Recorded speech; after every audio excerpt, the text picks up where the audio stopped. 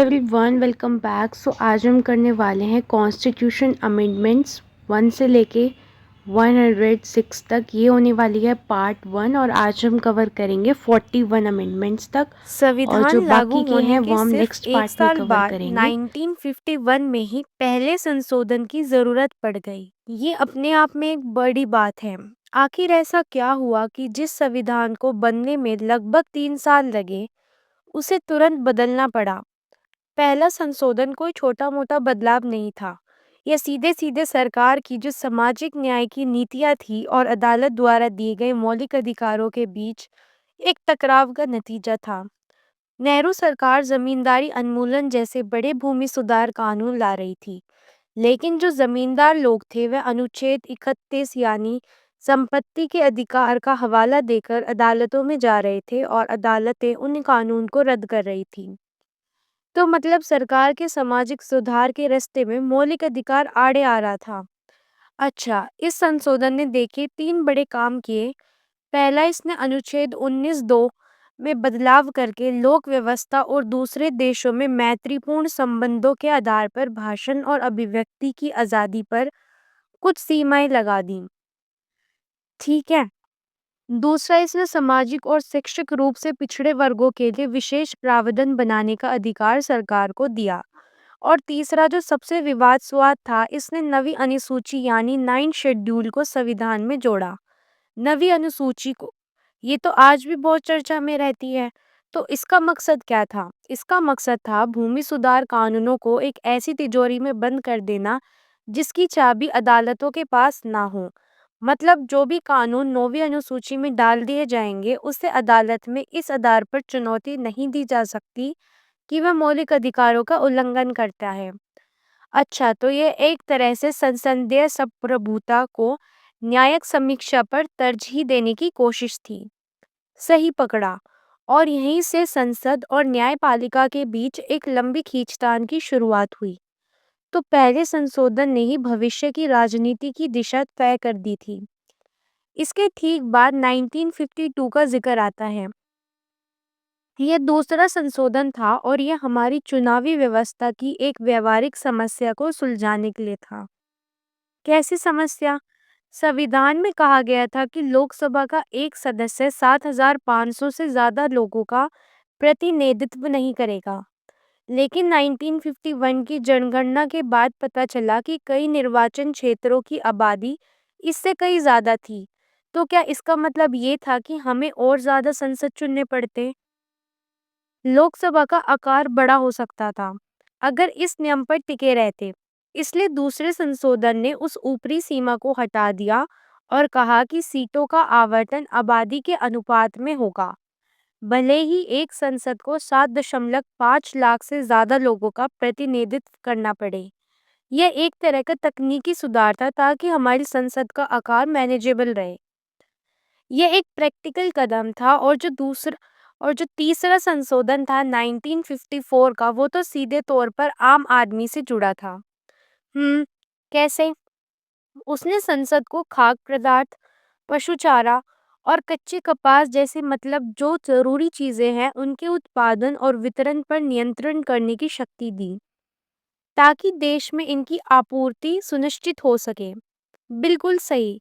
अब आगे बढ़ते हैं 1955 की तरफ, जहाँ चौथे संशोधन का जिक्र है और इसका संबंध फिर से अनुच्छेद 31 से है।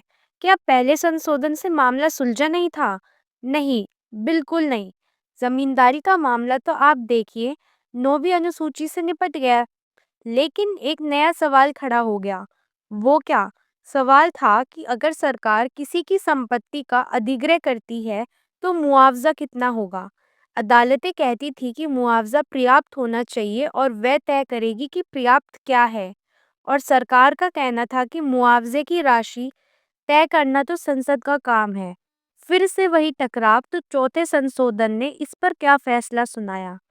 चौथे संशोधन ने साफ कर दिया कि सरकार द्वारा दिए जाने वाले मुआवजे की राशि पर अदालतें सवाल नहीं उठा सकती। यह सरकार के हाथ मजबूत करने वाली एक बड़ा कदम था। पांचवा संशोधन भी 1955 का ही था। यह राज्य के पूर्ण गठनों से जुड़ा था। इसने राष्ट्रपति को यह शक्ति दी कि वे राज्यों की सीमाओं को बदलने वाले किसी भी बिल पर राज्य को अपनी राय देने के लिए एक समय सीमा तय कर सकते हैं, ताकि प्रक्रिया में तेजी आए। बिल्कुल। और फिर आया छठा संशोधन 1956 में, हम जिसने अंतर्राज्यीय व्यापार पर कर लगाने जैसे विषयों को केंद्रीय सूची से जोड़ा। हाँ, इसने राज्यों की शक्तियों को कुछ पाबंदियां लगाई। अब आते हैं एक बहुत बड़े संशोधन पर, सातवां संशोधन 1956। इसे अक्सर भारत के राजनीतिक भूगोल को बदलने वाला संशोधन कहा जाता है। बिल्कुल सही। सातवां संशोधन असल में 1953 में बने राज्य पुनर्गठन आयोग मतलब स्टेटस रीऑर्गेनाइजेशन कमीशन की सिफारिश को लागू करने के लिए लगाया गया था। अच्छा, आज़ादी के समय भारत में ब्रिटिश प्रांत, रियासतें और कमीशन थी, जिन्हें पार्ट ए, बी, सी और डी राज्यों में बांटा गया था। यह व्यवस्था बहुत जटिल और अस्थायी थी और भाषा के आधार पर राज्यों की मांग भी तो बहुत जोर पकड़ रही थी। वही मुख्य कारण था, ब्रिटिश शिरमूलों के बलिदान के बाद आंध्र प्रदेश का गठन हो चुका था और पूरे देश में भाषाएं राज्यों की मांग उठा रही थी। तो फिर इस संशोधन ने क्या किया? तो सातवें संशोधन ने पार्ट ए बी सी वाली व्यवस्था को पूरी तरह खत्म कर दिया और इसकी जगह भाषाई आधार पर 14 राज्य और 6 केंद्र शासित प्रदेश बनाए। तो आज हम भारत का जो नक्शा देखते हैं, उसकी नींव इसी संशोधन ने रखी थी। यह सिर्फ एक कानूनी बदलाव नहीं था, ये भारत की एकता और विविधता का एक नया आकार देने की कोशिश थी। यानी इसने भारत का अंदरूनी नक्शा ही बदल दिया। लेकिन इसी दौर में कुछ और भी चुनौतियां रही होगी। 1960 में एक ही साल में आठवां और नौवां दो संशोधन हुए। और आठवां किस बारे में था? आठवां संशोधन संविधान में लगी एक समय सीमा से जुड़ा था। संविधान ने अनुसूचित जातियों, जनजातियों और एंग्लो इंडियन समुदाय के लोकसभा और विधानसभा की सीटों के आरक्षण का प्रावधान सिर्फ 10 साल यानी 1960 तक के लिए तय किया था। अच्छा, सरकार को लगा कि इन समुदाय को अभी भी इस सारे की जरूरत है, तो यह संशोधन उस 10 साल की सीमा को बढ़ाने के लिए था। आठवें संशोधन ने इस आरक्षण व्यवस्था को और 10 साल यानी 1970 तक के लिए बढ़ा दिया। और जैसे ही हम जानते हैं, यह प्रक्रिया आज भी हर 10 साल में दोहराई जाती है।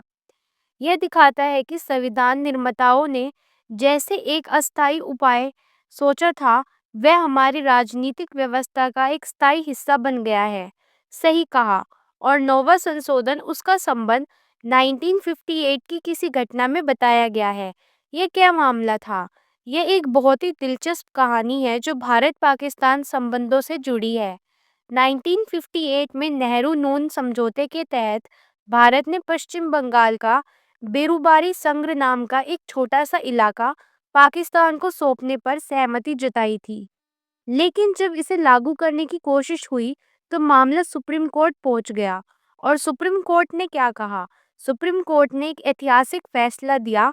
उन्होंने कहा कि सरकार अपने किसी हिस्से को किसी दूसरे देश को सिर्फ एक कार्यकारी समझौते से नहीं दे सकती, बस एक समझौते से नहीं दे सकती।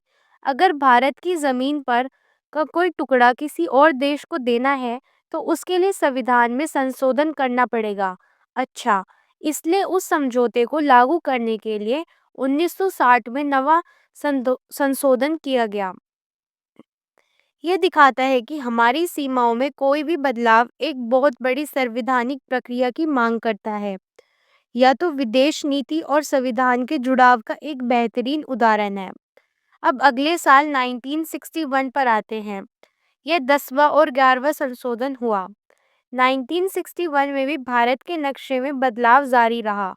10वां संशोधन दादर और नागर हवेली को भारत में शामिल करके उसे एक केंद्र शासित प्रदेश का दर्जा देने के लिए था।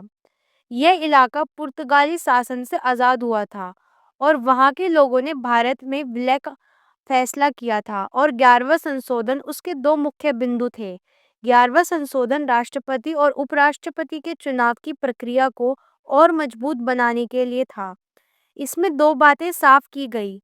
पहली उपराष्ट्रपति का चुनाव संसद के दोनों सदनों की संयुक्त बैठक के बजाय एक निर्वाचक मंडल यानी इलेक्टोरल कॉलेज द्वारा होगा। और दूसरी और ज़्यादा महत्वपूर्ण बात यह थी कि राष्ट्रपति या उपराष्ट्रपति के चुनाव को इस आधार पर चुनौती नहीं दी जा सकती कि निर्वाचक मंडल में कुछ सीटें खाली थी। इसका मकसद था कि कोई भी चुनाव को मामूली तकनीकी कारणों से लटका ना सके, यानी चुनावी प्रक्रिया को और ज़्यादा प्रूफ बनाया गया। इसके अगले ही साल 1962 में फिर से दो संशोधन हुए, 12वां और 13वां। 1962 भी भारत के एकीकरण की कहानी को आगे बढ़ाता है। 12वां संशोधन गोवा, दमन और दीव को भारत में शामिल करने के लिए था। इन्हें पुर्तगाली शासन से मुक्त कराया गया था। भारतीय सेना ने ऑपरेशन विजय के जरिए इन इलाकों को मुक्त कराया था और इस संशोधन ने उन्हें संवैधानिक रूप में भारत का अंग बना लिया। और 13वां, यह भी किसी नए क्षेत्र से जुड़ा था। यह थोड़ा अलग था, यह किसी बाहरी क्षेत्र को मिलाने के लिए नहीं, बल्कि भारत के भीतर ही एक नए राज्य की स्थापना और उनके लिए विशेष प्रावधान करने के लिए था।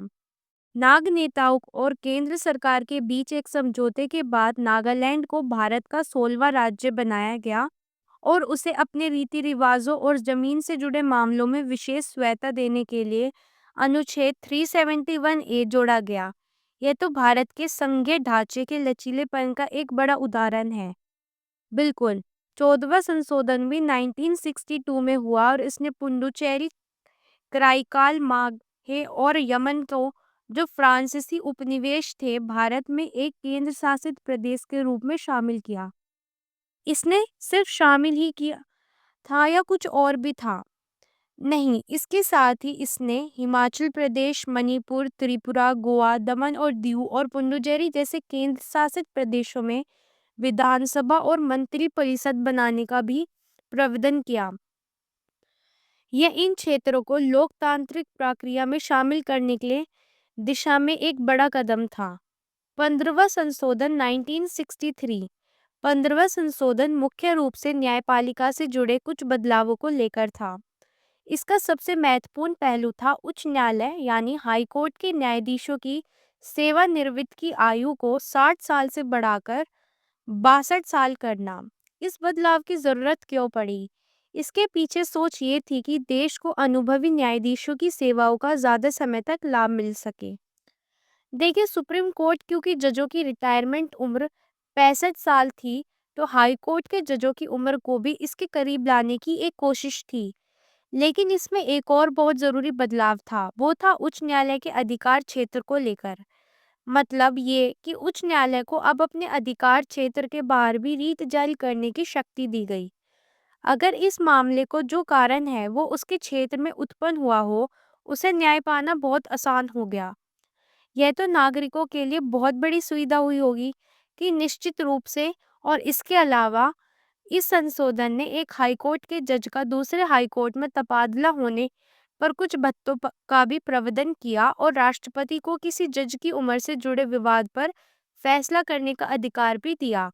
तो यह न्यायपालिका की कार्यपालिका को बेहतर बनाने के लिए किया गया एक अहम सुधार था।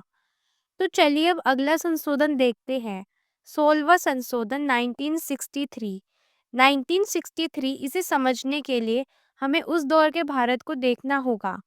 अच्छा, 1962 की लड़ाई के बाद देश को संप्रभुता और अखंडता को लेकर एक नई तरह की संवेदनशीलता थी। हाँ, माहौल अलग था और साथ ही देश के कुछ हिस्सों में, खासकर तमिलनाडु में, अलगाववादी आंदोलन की बातें भी उठ रही थीं। वह उस समय एक अलग द्रविड़ नाडु की मांग कर रहे थे। बिल्कुल, तो ये संशोधन आप कह सकते हैं उस माहौल की उपज था। इसके जरिए सरकार ने बोलने की आज़ादी और सभा करने की आज़ादी पर दो नई पाबंदियां लगा दी, और वो थी भारत की संप्रभुता और अखंडता के हित में। सही। इसका सीधा मतलब था कि अगर कोई भाषण या आंदोलन देश को तोड़ने की बात करेगा तो उसे कानूनी तौर पर रोका जा सकता है। ये एक बड़ा कदम था जिसने राष्ट्रीय एकता को मौलिक अधिकारों के ऊपर एक नई जगह दी। यह सिर्फ एक कानूनी बदलाव नहीं था, बल्कि एक मजबूत राजनीतिक संदेश भी था। बिल्कुल ठीक 1 साल बाद 1964 में 70वां संशोधन आता है। इसने ज़मीन से जुड़े कानूनों की बात है। 1 साल बाद 1964 में 70वां संशोधन आता है। इसमें ज़मीन से जुड़े कानूनों की बात है और यह भी एक बहुत बड़ी कहानी का हिस्सा है। असल में आज़ादी के बाद से ही भूमि सुधार बड़ा मुद्दा रहा। सरकारी ज़मींदारी खत्म कर ज़मीन को किसानों में बाँटना चाहती थी, लेकिन ज़मींदार वो बार-बार इन कानूनों को संपत्ति के मौलिक अधिकार का हनन बताकर अदालत में चुनौती दे देते थे। और यहीं पर 9वीं अनुसूची काम आती थी, एक तरह की कानूनी तिजोरी, जिसमें डाले गए कानून पर अदालत सवाल नहीं कर सकती। सही पकड़ा। तो 17वें संशोधन ने यही किया। इसने अलग-अलग राज्यों के 44 और भूमि सुधार कानूनों को उठाकर 9वीं अनुसूची में डाल दिया। मतलब ये सरकार का तरीका था यह सुनिश्चित करने का कि सामाजिक न्याय के रास्ते में कानूनी अड़चनें ना आए। यह तो एक लगातार चलने वाली खींचतान लगती है। अच्छा, अब इसके बाद हम 1966 में आते हैं और ये साल तो काफ़ी व्यस्त था। एक ही साल में 3 संशोधन, 18वां, 19वां और 20वां।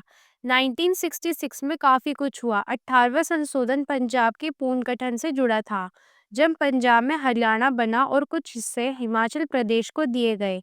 इस संशोधन ने ये साफ किया कि राज्य शब्द में केंद्र शासित प्रदेश भी शामिल है और संसद नए राज्य बनाने के लिए किसी मौजूदा राज्य या केंद्र शासित प्रदेश के हिस्सों को मिला सकती है। एक तरह से व्यवस्था को और लचीला बनाने की कोशिश थी। और 19वां और 20वां, क्या ये भी इसी तरह के प्रशासनिक बदलाव थे? 19वां और 20वां ये दोनों न्यायपालिका से जुड़े थे। 19वां ना चुनाव याचिकाओं को सुनने का अधिकार चुनाव आयोग से लेकर सीधे हाई कोर्ट को दे दिया। और 20वां संशोधन थोड़ा और पेचीदा था। यह कुछ जिलों जजों की नियुक्तियों और वैधता देने के लिए लाया गया था, जिन्हें सुप्रीम कोर्ट ने अवैध ठहरा दिया था।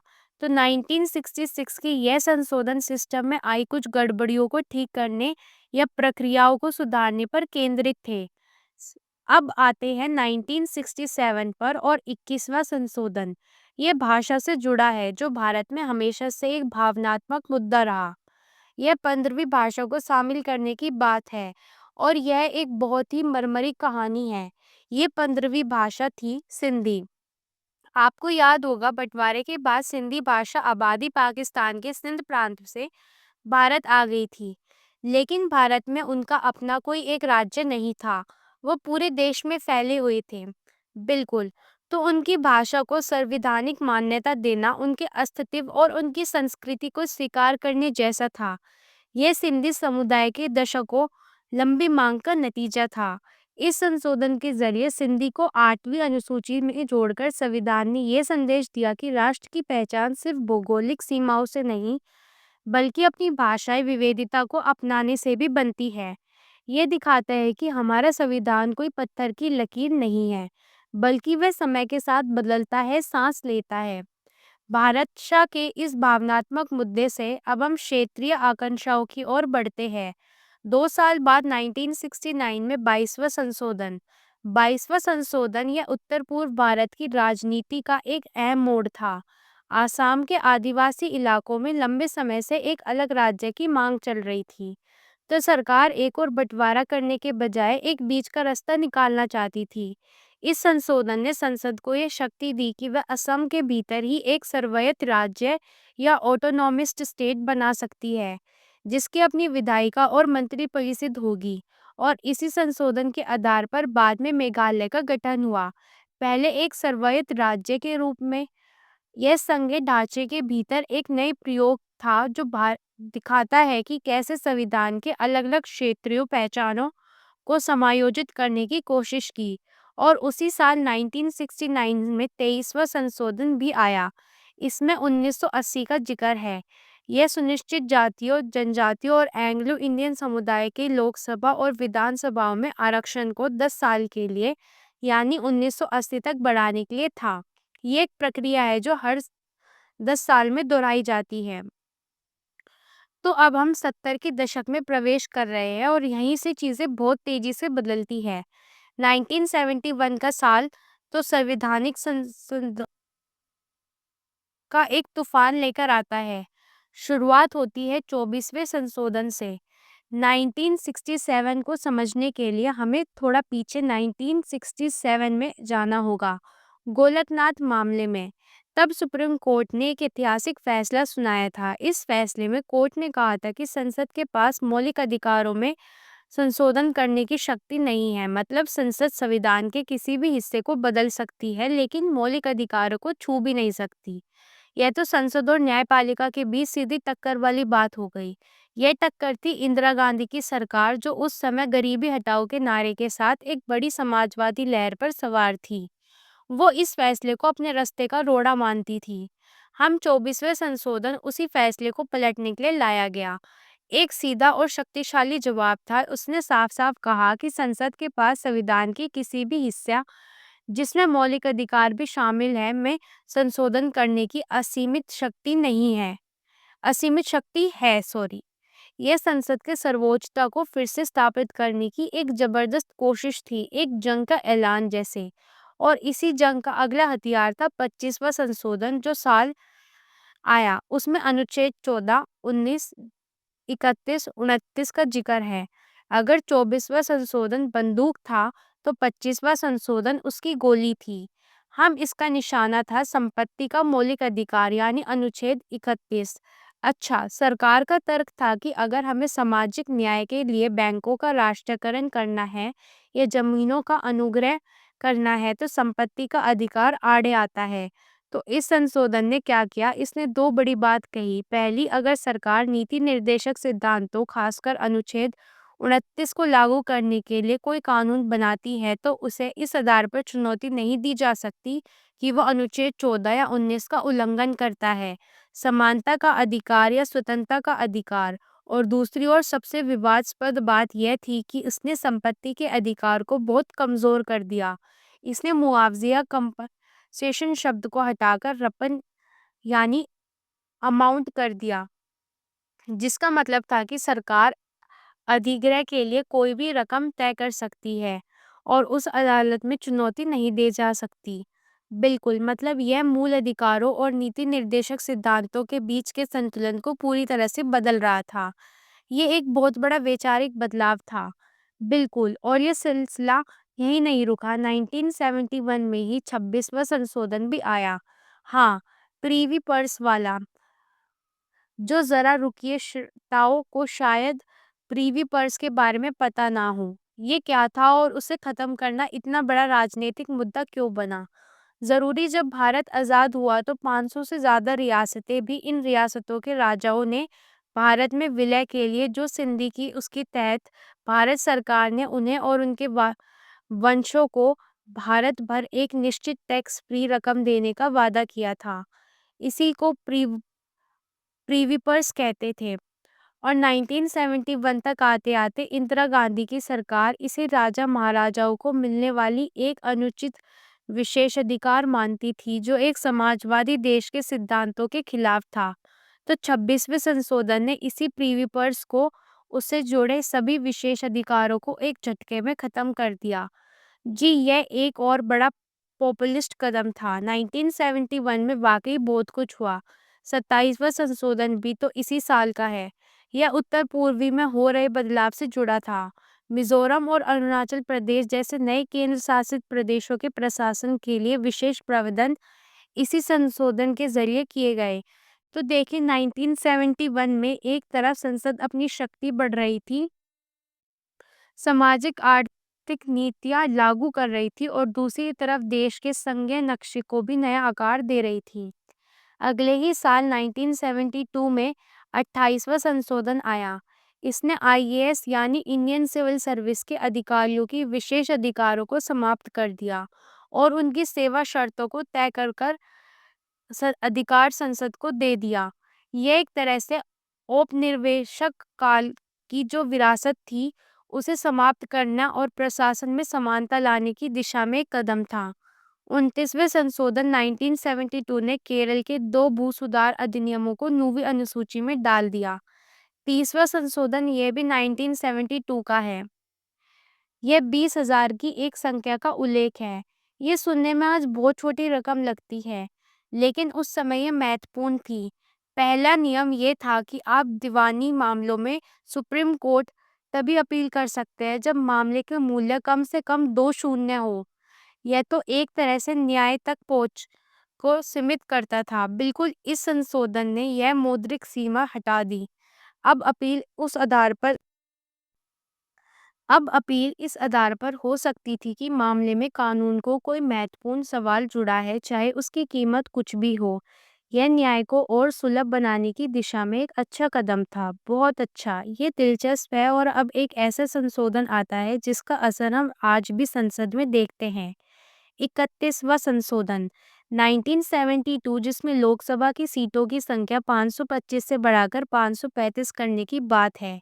यह एक बहुत ही सीधा और महत्वपूर्ण बदलाव था। 1971 की जनगणना हो चुकी थी और भारत की आबादी काफी बढ़ गई थी। हम लोकतंत्र की सिद्धांत है कि प्रतिनिधित्व अनुपातिक हो। बढ़ती आबादी का मतलब था कि हर संसद अब पहले से कई ज्यादा लोगों का प्रतिनिधित्व कर रहा था। तो यह सिर्फ एक प्रशासनिक बदलाव नहीं था, बल्कि एक लोकतंत्र में प्रतिनिधित्व के विस्तार का मामला था।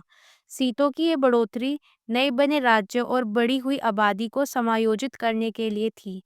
1972 के बाद अगला पड़ाव है 1973 और 32वां संशोधन।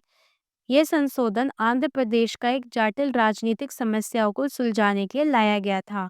अच्छा, वे तेलंगाना और आंध्र क्षेत्रों के बीच सरकारी नौकरियों और शिक्षा में अवसरों को लेकर काफी तनाव था।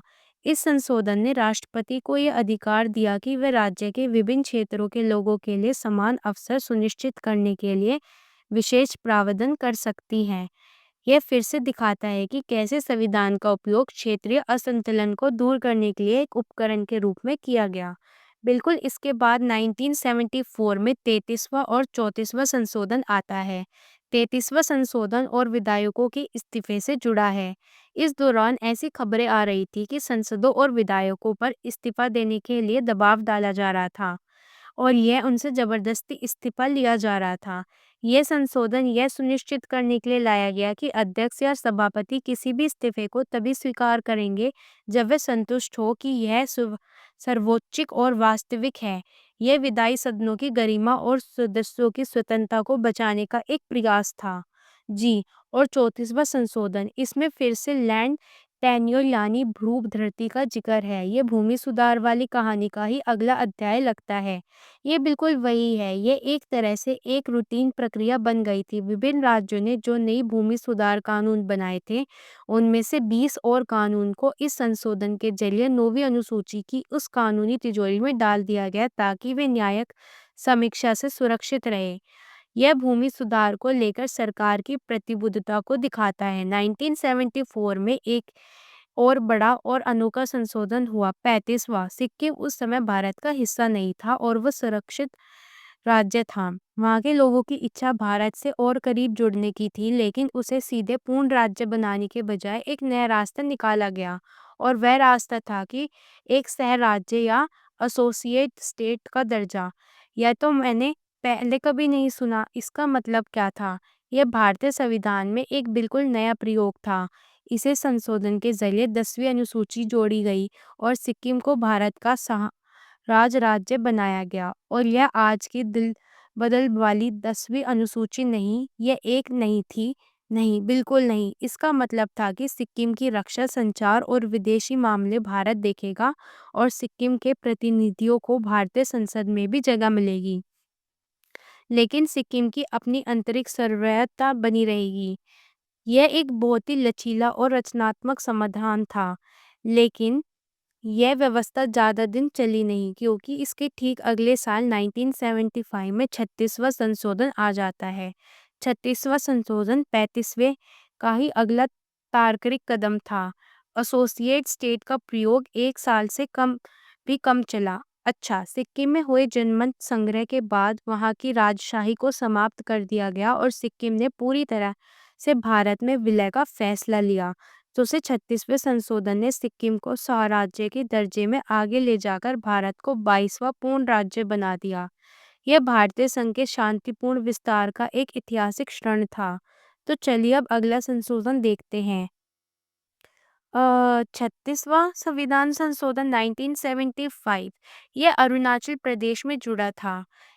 ये एक कह सकते हैं सकारात्मक शुरुआत थी। उस समय अरुणाचल प्रदेश एक केंद्र शासित प्रदेश था। हम तो इस संशोधन के ज़रिए वहाँ एक विधानसभा और मंत्रि परिषद का व्यवस्था की गई। मतलब वहाँ के लोगों को अपने प्रतिनिधि चुनने का अधिकार मिला। अपने मामलों का प्रबंधन करने का अधिकार। ये स्थानीय शासन को मजबूत करने की दिशा में एक अच्छा कदम था। हम तो एक तरफ स्थानीय लोकतंत्र को मजबूती दी जा रही थी, लेकिन उसी दौर में केंद्र के स्तर पर कुछ बहुत बड़े और विवादास्पद बदलाव भी हो रहे थे। और शायद यहीं पर 38वां संशोधन आता है। बिल्कुल सही। 38वां संशोधन ने 3 बहुत दूरगामी बदलाव किए। पहला, उसने राष्ट्रपति की आपातकाल लगाने की घोषणा को गैरवाद योग्य बना दिया। गैरवाद योग्य, हाँ, नॉन लेजिस्लेबल। दूसरा, राष्ट्रपति और राज्यपालों के जो अध्यादेश होते हैं उन्हें भी इसी श्रेणी में डाल दिया गया। और तीसरा, राष्ट्रपति को यह शक्ति दी गई कि वह अलग अलग कारणों के आधार पर एक ही समय में देश में कई आपातकाल की घोषणा कर सकते हैं। एक मिनट, ये गैरवाद योग्य या नॉन जस्टेबल, इसका असल मतलब क्या है? सुनने में बहुत मतलब भारी शब्द लगता है। इसे सरल भाषा में समझिए। इसका मतलब है कि आप उन फैसलों को किसी भी अदालत में चुनौती नहीं दे सकते। किसी अदालत में किसी भी न्यायपालिका यह सवाल ही नहीं पूछ सकती कि आपातकाल लगाने का कारण सही था या नहीं, या जो अध्यादेश जारी हुए उसके वाकई ज़रूरत थी। इस एक शब्द ने न्यायपालिका के हाथ एक तरह से बांध दिए और कार्यपालिका यानी सरकार के फैसले को अंतिम बना दिया। मतलब अदालत की आंखों पर पट्टी बांध दी गई कि वह सरकार के उन बड़े फैसलों की तरफ देख भी ना पाए। तो यह तो हुई सरकार की नीतिगत फैसलों की बात। क्या ये सुरक्षा देश के सबसे ऊंचे पदों पर बैठे लोगों को भी दी जा रही थी? आपका सवाल बिल्कुल सही जगह पर है, क्योंकि यहीं से 29 संशोधन की कहानी शुरू होती है और यह शायद उस दौर के सबसे विवादास्पद संशोधनों में से एक था। हाँ, उसने राष्ट्रपति, उपराष्ट्रपति, प्रधानमंत्री और लोकसभा अध्यक्ष के चुनावी विवादों को किसी भी अदालत के अधिकार क्षेत्र से ही बाहर कर दिया। यह तो बहुत ही असाधारण बात है। मतलब अगर प्रधानमंत्री या राष्ट्रपति के चुनाव में किसी धांधली का आरोप लगे तो मामला कोर्ट में नहीं जा सकता, तो फिर फैसला कौन करेगा?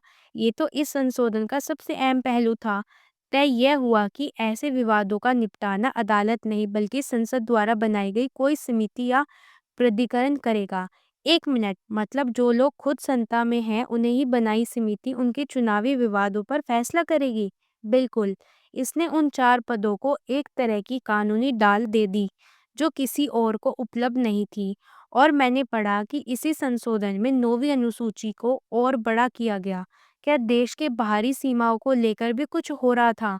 हाँ, और वो हमें 40वें संशोधन में दिखता है जो 1976 में आया। इसने संशोधन को यह अधिकार दिया कि वह भारत के समुद्री क्षेत्रों की सीमाओं को तय कर सकती है। हम इसमें हमारी समुद्री जल, महाद्वीप, मगना तट और सबसे जरूरी विशेष आर्थिक क्षेत्र शामिल थे। विशिष्ट आर्थिक क्षेत्र या ईईजी, ये क्या होता है? ये किसी भी देश के तट में समुद्र में 200 नॉटिकल मील यानी लगभग 370 किलोमीटर तक का इलाका होता है। इसे पूरे इलाके में जितनी भी आर्थिक संसाधन है जैसे मछली, तेल, गैस, उन सब पर उस देश का पूरा अधिकार होता है। अच्छा, तो यह तो भारत के आर्थिक हितों के लिए बहुत बड़ा कदम था, बहुत बड़ा। और मैं देख रहा हूँ कि इस संशोधन ने भी इस 9वीं अनुसूची वाले बक्से में 64 और कानून को डाल दिया, ज्यादातर भूमि सुधार से जुड़े हुए। जो वेब पैटर्न तो जारी हो रहा, विधायी कामों को न्यायिक समीक्षा के बचाने का सिलसिला चलता रहा। इसके ठीक बाद एक छोटा सा संशोधन आया, 41वां संशोधन। इसने राज्य लोक सेवा आयोग के सदस्यों को रिटायरमेंट की उम्र 60 से बढ़ाकर 62 साल कर दी। ये तो बाकी संसदों के मुकाबले एक मामूली प्रशासनिक बदलाव लगता है। देखिए, पहली नज़र में तो ये एक सामान्य प्रशासनिक सुधार ही लगता है। उद्देश्य यह था कि अनुभवी अधिकारियों की सेवाओं का ज़्यादा समय तक लाभ उठाया जाए। लेकिन अगर इसे उस दौर के संदर्भ में देखें तो कुछ विश्लेषक यह भी मानते हैं कि यह नौकरशाही पर सरकार के प्रभाव को और मजबूत करने का एक तरीका हो सकता था, ताकि भरोसेमंद अधिकारी प्रमुख पदों पर ज़्यादा समय तक बने रहे। कह सकते हैं तो अब तक ये संशोधनों ने ज़मीन तैयार कर दी थी, लेकिन इसके बाद जो आया वो एक संवैधानिक भूचाल जैसा था।